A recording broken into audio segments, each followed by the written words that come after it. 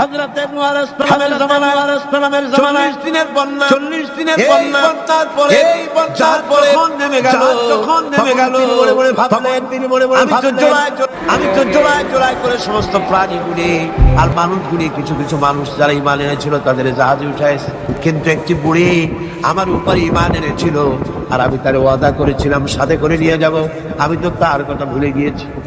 অনুশোচনা এলো, জাহাজ থেকে নেমে চতুর্দিকে লক্ষ্য করলেন মানুষ নাই, জনপদ নাই, সব শেষ হয়ে গেছে।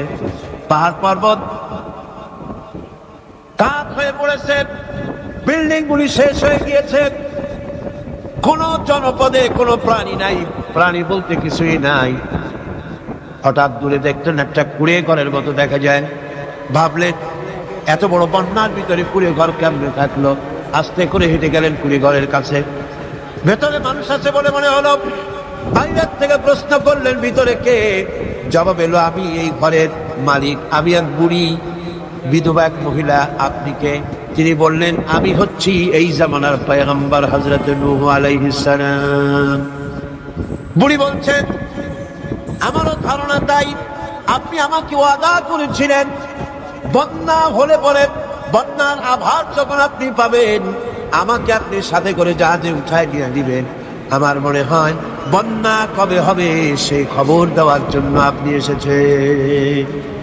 হযরত নূহ আলাইহিস সালাম সিজদায় পড়ে কাঁদতে লাগলেন, বললেন রব্বুল আলামিন তোমার কুদরত বোঝার ক্ষমতা আমার নাই। 40 দিন পর্যন্ত পানির ভিতরে মানুষ কেমনে জীবিত রইল? আল্লাহ পাক শোনালেন জোরে, বিপদ যখন এলো তুমি তোমার উম্মতকে ভুলে যেতে পেরেছো, ভুলে গিয়েছো, কিন্তু আমি রব্বুল আলামিন রহমানুর রহিম, আমি আমার বান্দিরে ভুলি নাই। পানির স্রষ্টা আল্লাহ, পানির ভিতরে তিনি বাঁচাতে পারেন, আবার তিনি আগুনের ভিতরে বাঁচাতে পারেন, সব কিছু করতে পারেন, সমস্ত ক্ষমতা আল্লাহ পাকের। গভীর রাত্রে হযরত ফাতিমা রাদিয়াল্লাহু তাআলা আনহা ইন্তেকাল করলেন। কিছু সংখ্যক সাহাবীদের কাছে খবর দিয়া অল্প সময়ের ভিতরে জানাজার ব্যবস্থা করা হলো। হযরত আবু যর গিফারী রাদিয়াল্লাহু তাআলা আনহু কবরের ভিতরে নেমে গেলেন। কবরের ভিতরে নেমে গিয়া হযরত আবু যর বলেন, রে কবর, তোর ভিতরে আজকে কাকে রাখবো, তুই কি তা জানিস নাকি? কোনো জবাব আসে না। হযরত আবু যর বলেন, কবর রে, তোর ভিতরে আজকে যাকে রাখবো তিনি হতেছেন হযরত ইমাম হাসান হোসেনের মা। বেহেশতের সমস্ত জওয়ানদের সরদার হবেন যারা, সেই দুইজনের মা তোর ভিতরে রাখবো, খবরদার বেয়াদবি করবি না। কোনো জবাব না পেয়ে হযরত আবু যর বলেন, ওগো কবরের মাটি, তোর ভিতরে কাকে রাখবো কি জানিস? আসাদুল্লাহিল গালিব, দুনিয়ার সমস্ত কাফেরদের বিরুদ্ধে আল্লাহ রাব্বুল আলামিন যাকে বাঘ বানিয়ে পাঠালেন সেই হযরতে আলী, তার স্ত্রী রেখে যাব, খবরদার বেয়াদবি করবি না। কোনো জবাব আসে না। হযরতে আবু যর বলেন, কবরের মাটি, তোর ভিতরে যাকে রাখবো তিনি হলেন খাতুনে জান্নাত, বেহেশতের সমস্ত মহিলাদের সরদারিনী হবেন যে ফাতেমা, তারে রেখে যাব, তোর ভিতরে খবরদার কোনো বেয়াদবি করবি না। আবার হযরতে আবু যর বলেন, কবরের মাটি, তোর ভিতরে কারে রাখবো কি জানিস? তোর ভিতরে আজকে যাকে রেখে যেতেছি তিনি হলেন আখেরি জামানার পয়গম্বর বিশ্বনবী জনাবে মুহাম্মদ রাসূলুল্লাহ সাল্লাল্লাহু আলাইহি ওয়াসাল্লামের কলিজার টুকরা মা ফাতেমাকে তোর ভিতরে রাখবো, খবরদার কবরের মাটি বেয়াদবি করবি না। কিতাবে এসেছে হযরত আবু যরকে বাড়ি শুনতে পেলেন, আওয়াজ এলো, কি যেন বলতেছে, রে আবু যর, আমি ফাতেমা কি চিনি না, হাসান হোসেনের মা কি চিনি না, আলীর স্ত্রী চিনি না, রাসূলের মেয়ে মা ফাতেমা কি চিনি না। আমল যদি ভালো হয় আমার ভিতরে, আমল ভালো নিয়ে যে আসবে শান্তিতে থাকবে, আর আমল যদি খারাপ হয় আমার ভিতরে, তার অবস্থা চূড়ান্ত হয়ে যাবে। আমার ভাইরা, আমার বন্ধুগণ, আমলের উপরে ভিত্তি করে কিয়ামতের দিন নাজাত হবে। আমল যদি খারাপ হয়ে যায় কিয়ামতের দিন কেউ তাকে বাঁচাতে পারবে না। এই জন্য কিয়ামতের ময়দানে, হাসরের দিনে আল্লাহর হাবিব জনাবে মুহাম্মদ রাসূলুল্লাহ সাল্লাল্লাহু আলাইহি ওয়াসাল্লাম সিজদায় পড়ে কাঁদতে থাকবেন। আল্লাহ রাব্বুল আলামিন বলেন, হাবিব রে, আপনি কাঁদেন কেন? আজকে তো আপনার কাঁদার দিন না, আমি আপনাকে মাকামে মাহমুদ দান করেছি, আমি আপনাকে কাউসার দান করেছি, আপনার আজকে সম্মানের দিন, মর্যাদার দিন, কাঁদেন কেন?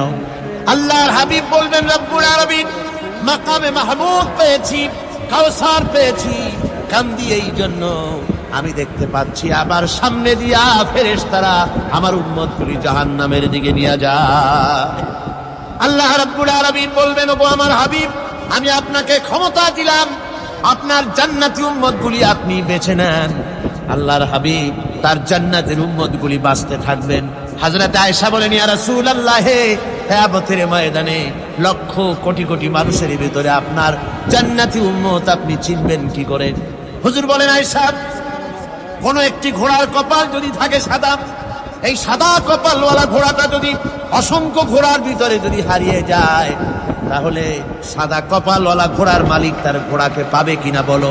হযরত আয়েশা বলেন, হুজুর অনায়াসে পাবে।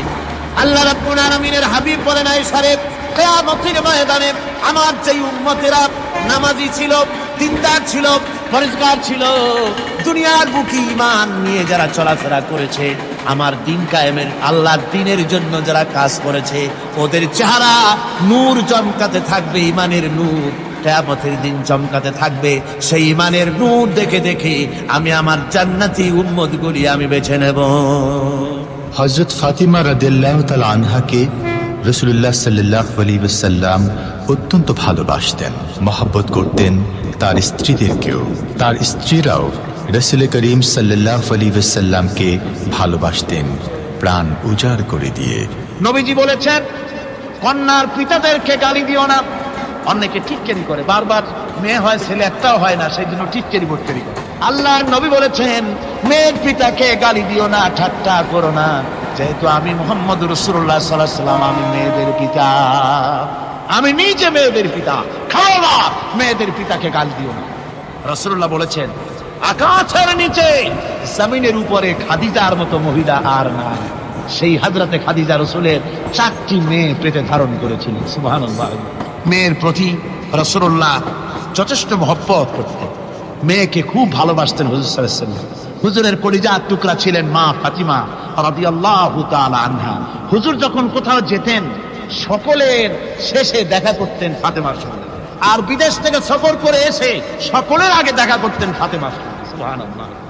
রাসূলুল্লাহ আরো বলেছেন, তোমরা যখন বাজারে যাবে বা ব্যবসা করতে যাবে বা বিদেশে যাবে, আসার সময় যে সব হাদিয়া নিয়ে আসো। আমরা যখন বাইরে যাই, বাজারে যাই, কিছু হাদিয়া আনি না? জামা, কাপড়, চকলেট ইত্যাদি আমরা আনে থাকি। রাসূলুল্লাহ বলেছেন, হাদিয়াগুলি তোমরা যারা বিদেশে যাও, বাজারে যাও, হাদিয়া আনবে, আর এনে ঘরের মধ্যে ঢুকে তা শুরু করবে মেয়েকে দিয়ে। প্রথমে দেবে মেয়েকে। সুবহানাল্লাহ। মেয়ের মর্যাদা ইসলামে সব চাইতে বেশি। কোন যুগে? যে যুগে মেয়ে হলে পরেই মাটির নিচে ঘিরে রাখতো, আছাড় মেরে মেরে ফেলে দিত। বেআইয়ি যামবিন কুতিলা, কোন অপরাধে তাদেরকে হত্যা করা হবে হলো, আল্লাহ পাক কোরআনে কারীমের মধ্যে বলেছেন। তাদের অপরাধ আর কিছু না, তারা নারী, এই জন্য তাদেরকে মেরে ফেলা হতো। রাসূলুল্লাহ তাদের ইজ্জত